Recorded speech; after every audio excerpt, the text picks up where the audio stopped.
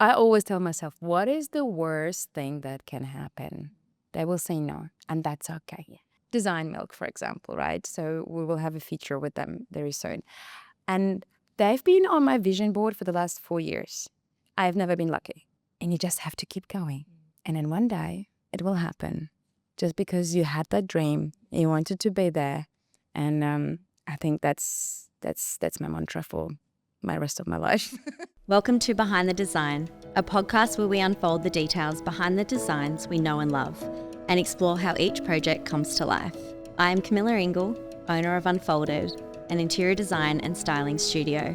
In this podcast series, we dive into the details with our industry experts, covering topics such as the creative process, latest design trends, and how we, as an industry, work together to meet the brief and overcome challenges. Let the conversation begin.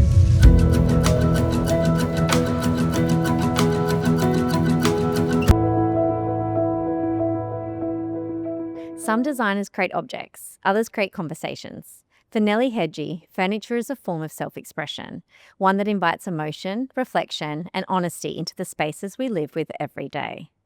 Welcome back to Behind the Design, the podcast where we go beyond aesthetics to explore the people, processes, and personal stories behind creative work. I'm your host, Camilla Ingall, interior designer and founder of Unfolded, and today I'm joined by Nelli Hegi, the founder and creative director of Hegi Design House. Nelli's work sits at the intersection of furniture, art, fashion, and architecture.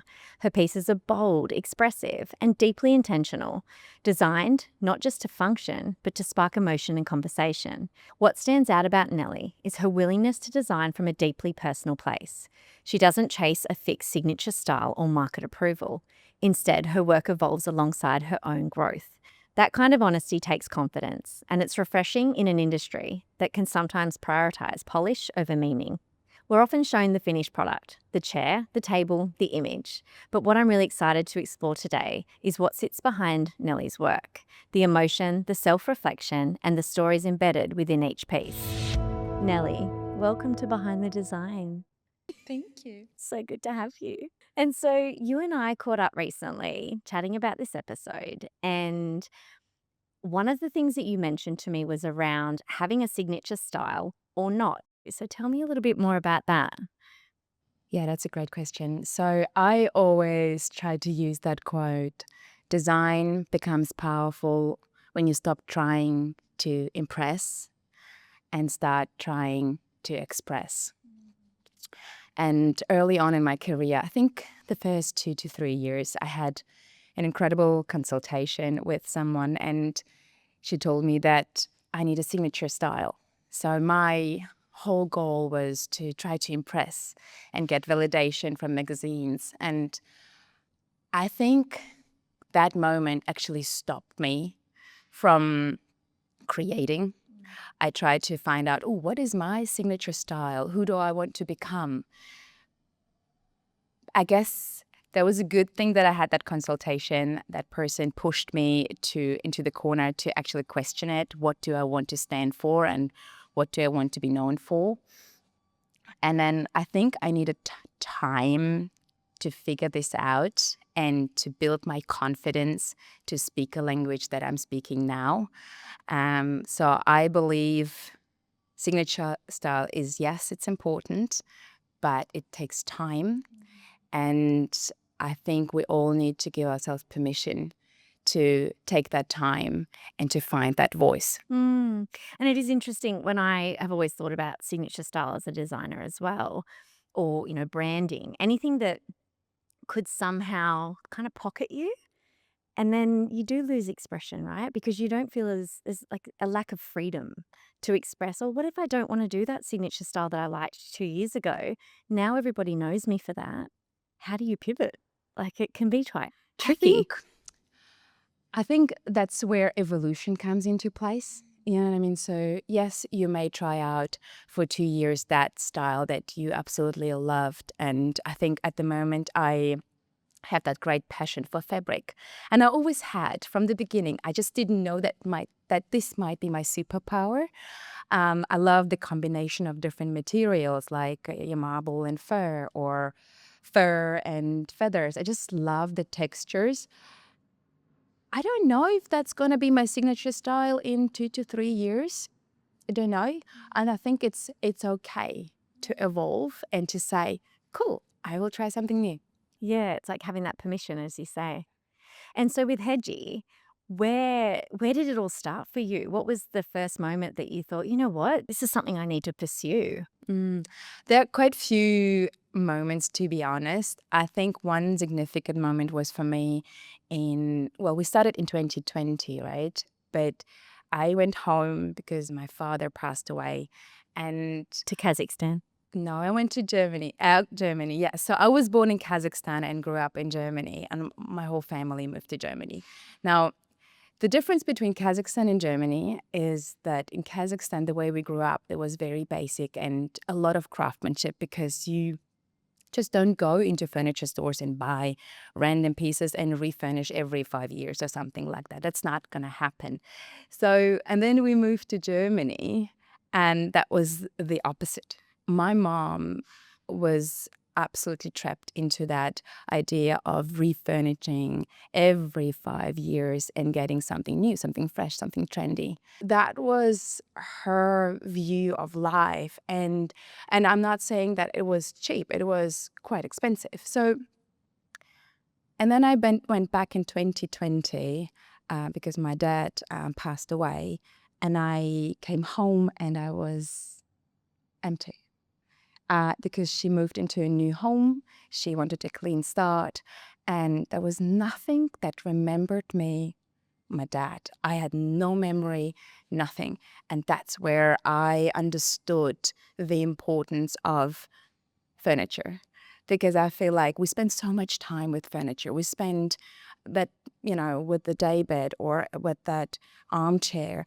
We're sitting there and reading a book or have happy memories. And that's when for me it clicked, and I knew I want to create something more than just a functional piece, and it needs to be a signature piece. It's something that will make that aha moment in the room, hold the space, create that memory with the family, and it will be used over time. So when you come home, you have a certain feeling. That nostalgia as well. Exactly. And that actually happened when we went to my partner's home, and nothing changed for them for 20 years. And I've been with my partner for a long time. And we basically went to their place, and my partner is a fine woodworker, and he created this incredible console for them as a present. And it's still there. And we've been together for 15 years. And I feel like I have so many memories just touching and seeing this piece. And that was for me a crucial moment. I love that. And it becomes, it sounds like, a value, because it's come from such a childhood memory and a childhood moment and experience for you that now that's sort of ingrained. Yes, It's not just exactly. I'm going to start a furniture company and Exactly. hope for the best. And Look, I think we see furniture the wrong way. I feel like furniture should be an art piece in itself, exactly the same way as art is hanging that has a value and has a story to tell. Furniture, to me, has the same weight. And that's the reason why I'm here, I guess. I love that. And so your designs, they draw from fashion, architecture, and art. How has that evolved for you over the course of, 6 years now? And inspiration, is there specific things that inspire? Because quite eclectic, some of the pieces that you have. Exactly. I think what really, really helped me is to look not into architecture and certain references. I stepped out of my comfort zone and actually looked at haute couture. And I think that's what gave me permission to evolve. Because again, haute couture doesn't ask, oh, will this sell? It actually says, will it tell the story of the narrative, of the idea the artist or designer had? And I think that's such an important part of what I do.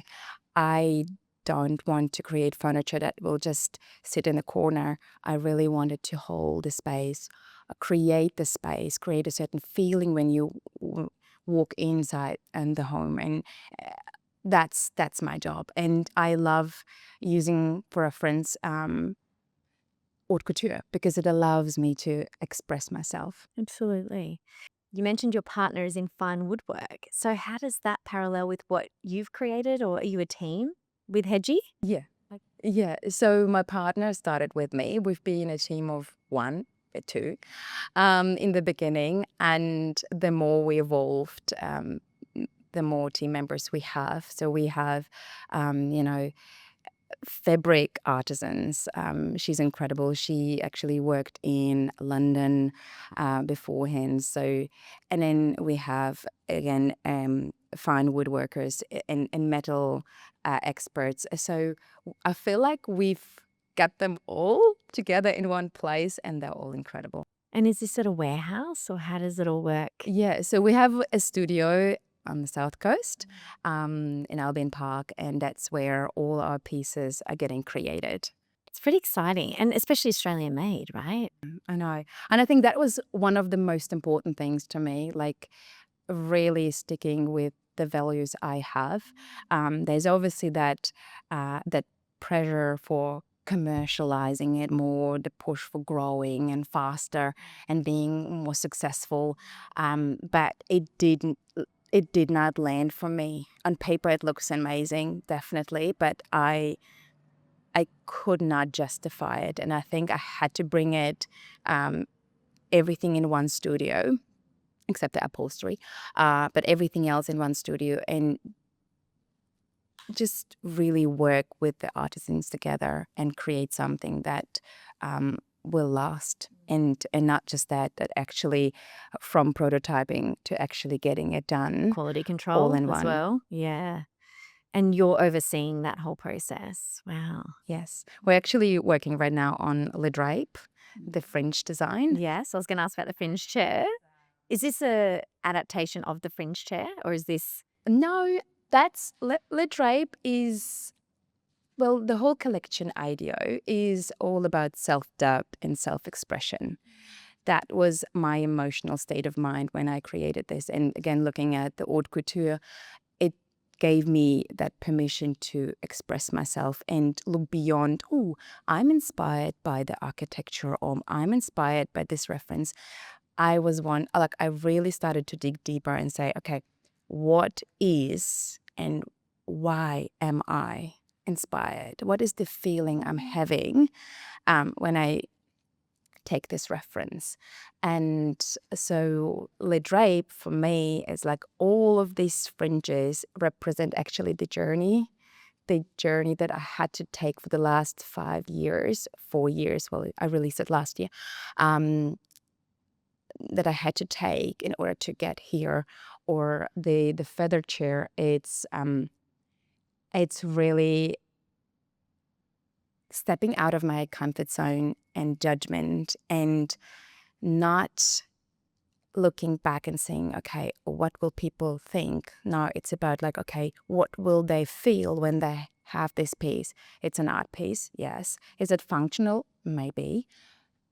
But it is for someone who wants to self-express and step out of their comfort zone. And that was exactly what I wanted to express with this particular chair.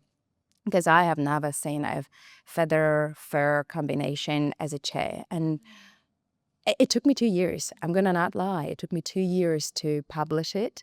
But I had this vision in my head, and I could not let it go. And that was for me a sign. And was the 2 years for you, was that because of self-doubt of expression, or was that more, will this fit the market? Both. There was that fear of judgment. What will the industry leaders say? And then there was also that like, ooh, will it ever be sold? Or what's the point? But I think I passed that. And I think that You're patient with yourself. I was patient with Yeah, myself. that's huge. I was 2 patient with years. myself.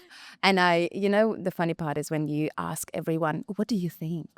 What do you think about my idea? And everyone has their own opinion. And the only right opinion is within you. And you know that.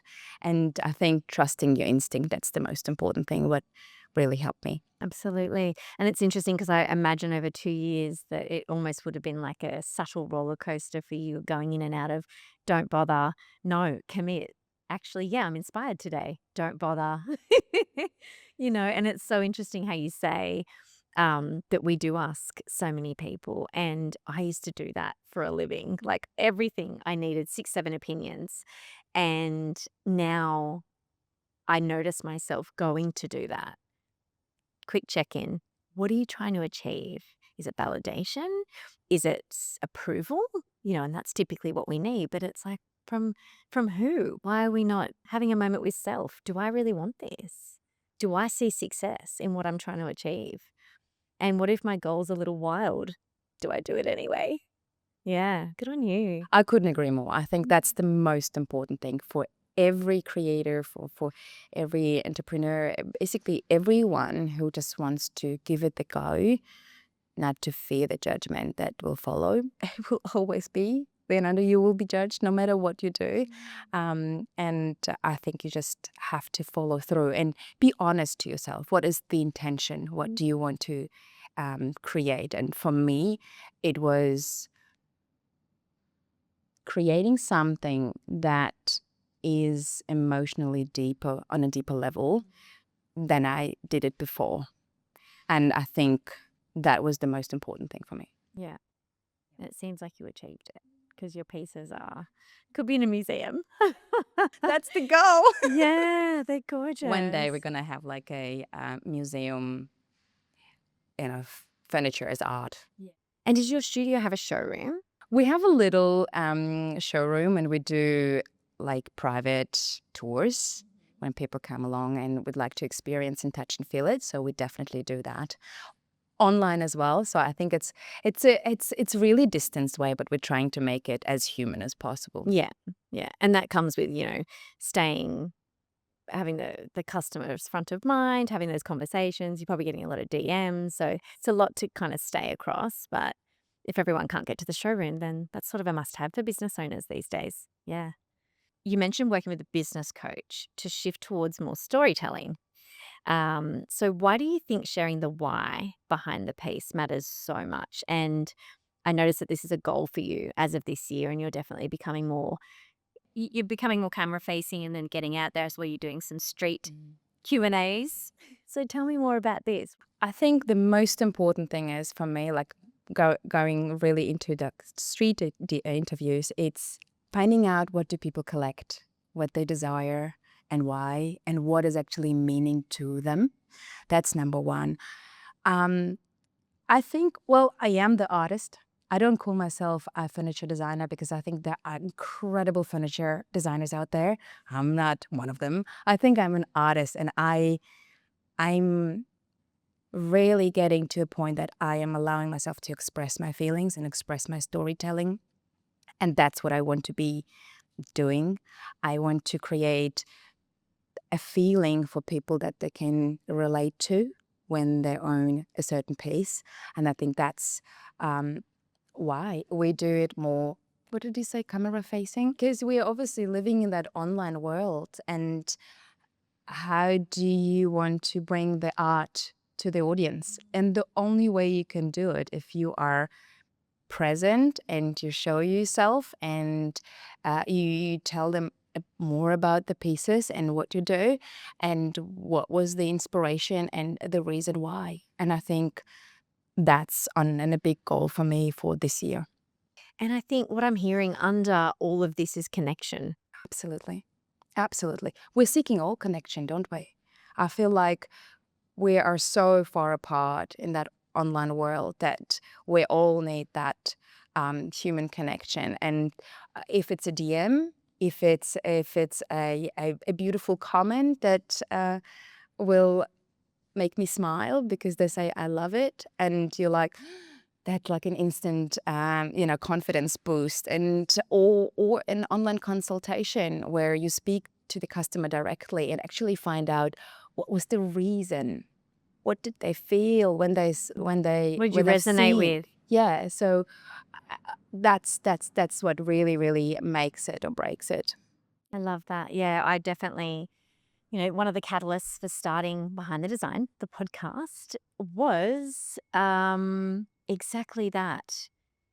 That, we are all producing all of these beautiful designs, beautiful imagery. And yeah, I guess for me, I thought, why not create a podcast where we can talk about why we did what we did and how we connected to that? Because everyone's version and journey and experience around that is different. I've not met one guest who's come on this podcast that has been the same. Everyone has something different to say. And then for us to all connect in the industry, it's like you learn so much, I know, and I feel like looking at it's like specifically in our industry, it's so hard to express emotions and actually tell the story. In my opinion, I'm learning it, right? And I feel like vocalizing it and talking to you, it makes it more tangible, more relatable, I guess. And I think musicians are really great in that. They can just like sing their own emotions and tell them what they're feeling. I cannot. And I don't wake up and say like, oh, today I'm going to design a daybed. This is not how it works. You know what I mean? I told you the story about like how I come up with designs. I actually dreamed about the new collection on the 11th of the 1st. And you're like, oh, this is an incredible number. I was like, what, really? So angel numbers. I know. That was for me a sign, but it was not a sign because you said it. It was a sign the way I felt in the dream. I felt that light. It felt real. I took my mom and my favorite videographer, Hamish, on a trip to Kazakhstan. And we did like a series of small videos of like how I grew up. Not sure if you've seen the Jack Moose campaign. Very similar. You have to have a look. So he went back to his childhood and created a collection. And that was for me like, oh my God, I love this concept. And I dreamed about it. And I was like, I feel so good about it. And I think that's the next feeling I want to create. It's basically going back to my heritage. I love this because it's a perfect example. Like, I'm a big sort of dream reflector. I don't just let a dream fly by. If I wake up and I remember it vividly, I'm like, there's something in that. And I think it is important to connect to how you felt in the dream. So people can say, oh, my grandma was in it, or my old boss, or the old workplace, or whatever it might be. And it's got nothing to do with those people. It's what was happening in the dream and how you were feeling that you need to connect to. And so that makes so much sense. Exactly. No, I felt so much light. And so, you know, when you have that sunshine, like that's how I felt. I felt so warm and excited. And when I woke up and I was like, I got it. That was like my instant reaction. And then I started talking about it and it felt more real. And then I started researching. And that's when the whole thing shebang began. This episode of Behind the Design is brought to you by my interior design studio, Unfolded. We create interiors that are functional, thoughtful, and deeply personal, spaces that reflect the people who live and work within them. You can explore more of our projects at unfolded.com.au. There's still a lot of gatekeeping in the furniture and product design industry, particularly in Australia. And you have mentioned that you are experiencing quite strong international recognition. However, you've faced a bit of resistance locally. So could you expand on that? Yeah, I find it quite interesting. So, you can't meet the editors overseas. So you kind of like create that network and connection virtually. You kind of like, connect on the personal level. And that's what kind of like what I've done with Vogue Poland or, Vogue Italy and AD, Spain. I kind of like created that connection with them on DMs or by emails. And I didn't really put too much effort into attending events in Australia because of, little kids. And I felt like prioritizing work and making sure I get designs out that will impress back then rather than express, I guess. And I feel like networking and connection is probably one of the most important thing that you need to do from the beginning in order to be recognized locally. So one example I will give you. So basically last year I didn't even submit my press release nor I released my new designs, but I asked editors locally, hey, would you like to see my new designs? And the response was, no, thank you. That was like, I actually screenshotted for myself. She's like, I got this. Where the international magazines would say, absolutely, please send it over. I think it has to do a lot with knowing the right people and really connecting to them. And I'm still need to work on that to really get to know people and tell them my story, because I think what I did right now is I really stopped impressing locally and really trying to find my voice internationally. And I guess it makes sense, it's one of those classic cases of going where you're appreciated. And it does sort of sadden me a little bit that that has happened for you, for someone like you. You've got a story, you've got a vision. But isn't that with every industry? Yeah, maybe. Isn't that when a musician Mm. blows up? They say it's who you know. That's right. But isn't that always like with a musician that go overseas and they get big and then they're getting recognized here?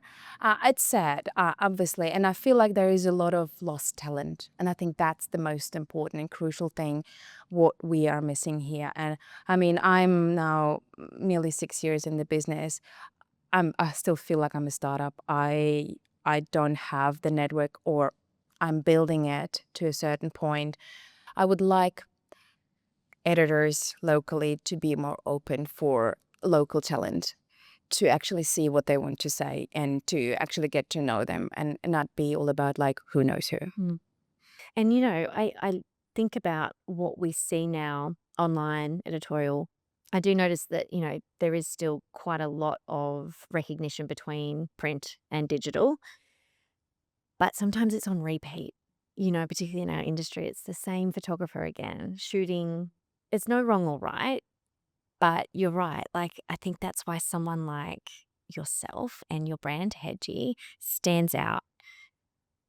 But I think one of the reasons why, I think I can explain it, and there is no wrong in that. So I think most of our requests and orders for unusual sculptural designs come from overseas. So if we're talking about phoenix chair, the feather chair, if we're talking about cuddle me, it's the marble with the fur. If we're talking about Le Drape with the fringes, it is all coming from overseas. How can I explain it? I think overseas is more ready for storytelling design pieces or art pieces that will find their home in those architectural homes. I think that's the reason. Where when someone in Australia buys a piece, it's more safer design. So we're talking about like pom-pom, a side table that is a little bit sculptural, but not too crazy. Or the Kool-Aid bed, it's a beautiful and stunning piece, and yet it's a very safe piece. So I think it's just different markets.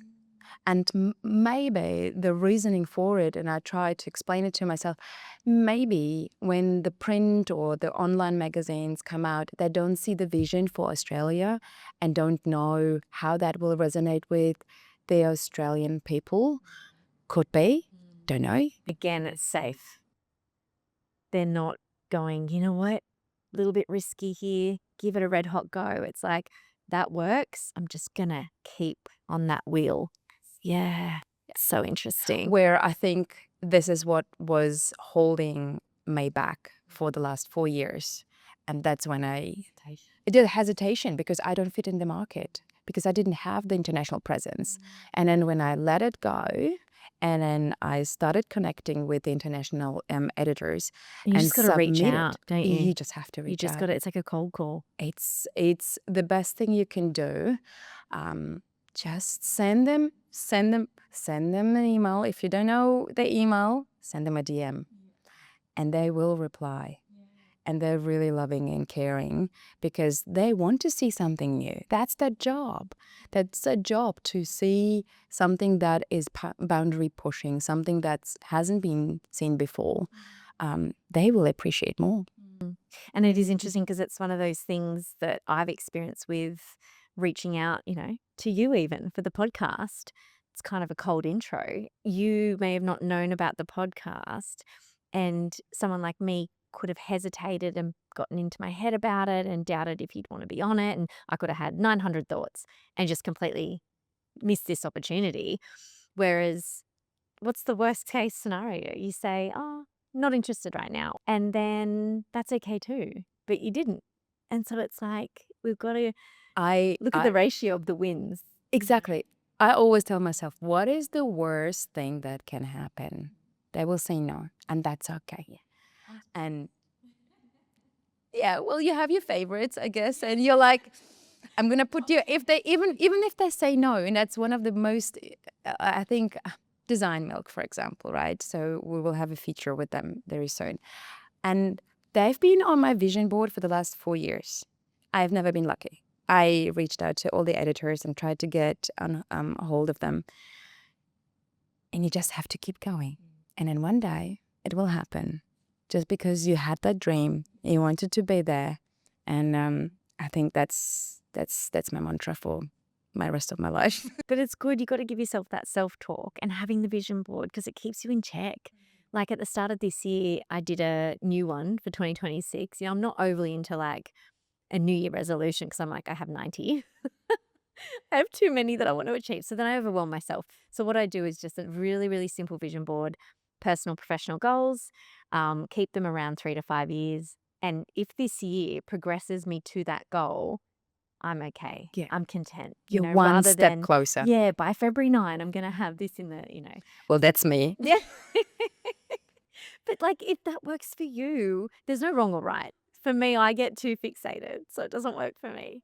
But it was a perfect example because it gives me that bigger picture. And then I went back to last year's one, and I was like, oh, line through that. That happened, line through that happened. And it's such a nice thing to reflect on, isn't it? Because sometimes we're always chasing for more, but what have we done? And you'd surprise yourself when you actually have it all listed and you tick it off, you're thinking, oh, actually. I actually write a letter to myself on the 1st of the 1st. And I write it in present that I am featured here and there. And it's like it's really a short one. It's probably like half page, like with the bigger things, what I envision. And then I look back and I'm like, oh, I did this. Oh, okay. Okay, well, I need to work on this one. So it's quite interesting. So, but you have to write it in present that you did it already, or like you're doing it already. They say to feel into it as if That's it's already right. happened. And then obviously with the intention, what is the reason? Why do you want to have this? Why do you want to be featured? And I don't know. What feeling will it give you exactly? For me, it's obviously I want to tell my story on a broader way. You know what I mean? I want to make sure that people understand that furniture is not just furniture. It holds so much more. And fabric is not just fabric. It's actually something that tells more about you, what you love. And how does that make you feel? I don't seek validation. I think that's something what I have learned not to. The reason for it, I've never done paid media. I let the people come to me because they see the vision, they see the story, they see the inspiration I had, or they want to find out about me more. It makes me feel amazing. We all feel amazing if we're getting featured. But I feel like what I feel is like, okay, cool. I think I can tell my story to more people. And they will maybe understand that furniture is not just furniture. It tells a story. And the way we interact with fabric is so much more. And the reason, like when we look at something and we're like, oh, I'm drawn to this. What is the reason why? Why did you pick it? Kind of getting that out of somebody. Exactly. There is some sort of feeling what we experience. And if we can articulate that as a buyer or as a customer, then we will be so much more aligned with this piece. We will so much more intentional. Yeah. in love with this piece, knowing, wow, this piece meant to me this when I bought it. And this is the reason why I would like to keep it. And this is why I would like my my kid to have it one day. I mean, it will probably not last 40 years. Some do. You just reupholster it. But it just contemporary and beautiful, and it just has that power of holding. It's a space. meaningful piece. Exactly. Beautiful. Yeah. Love that. And so if we look at, your next 3 to 5 years, where is Hegi going? Where are you going? What are you planning? I think my goal is, I don't plan 5 years, but my goal is to keep focusing on expressing, really understanding what I want to say. And I want to really dig deep down to give people the understanding of materiality and how different materials work together. That's my goal. And really, I would love to have a beautiful gallery in Europe. Yes, and I would love to do a tour,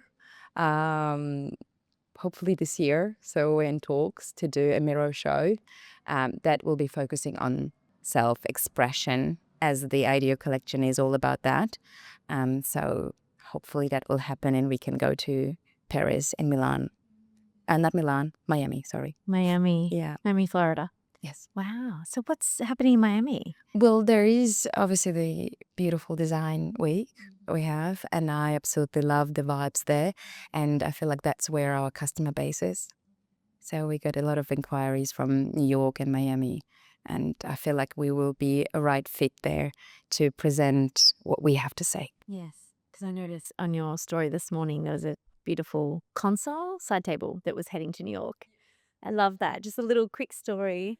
It's so cool because it's like, it just makes you, like, as a potential customer or collaborator working with you, it reminds me how big and universal what we do is. It doesn't. To be honest, it doesn't feel like it. Every single time we have to remind ourselves we actually ship to New York. We actually ship overseas. The next one is going to Paris. And it's surreal. You don't really, because you are in the moment and you're like, okay, let's create the next design that I don't know. I feel like I'm so busy right now with coming up with a new collection and how I wanted to feel like that I blended out what's actually happening in the studio and where all the pieces are going. But when Yuri is talking about it and he's like, this one is leaving to New York and this one is going to Paris, and you're like, wow, that's actually cool. Have that moment and just sit Yeah. in that moment I for a know. minute. We like- should sit longer with that moment Yes. because it is like a little pat on your shoulder and say, you've done good, Nelly. And it's not about like that we're shipping it overseas. It's about that those pieces finding the homes overseas internationally, and they see the big vision. They see kind of what you're wanting to tell, the story you're wanting to tell. I love that. Nelly, 3 questions in 3 minutes. Are you Yes. ready? No. Yes. What's one design rule you secretly break all the time? I don't follow any design rules. I think that's the most important thing. Give yourself permission to explore freely and just do. And that's what happened with the feather chair. We're too scared. We're too scared to express ourselves, and we're too scared to just use materials that are very conventional and unusual. And I think if you stick to too many rules, you are just trapping yourself and you don't express yourself. And I feel like if you want to express your emotions or your collection, that there's a bigger why, I think there are no rules. You just do.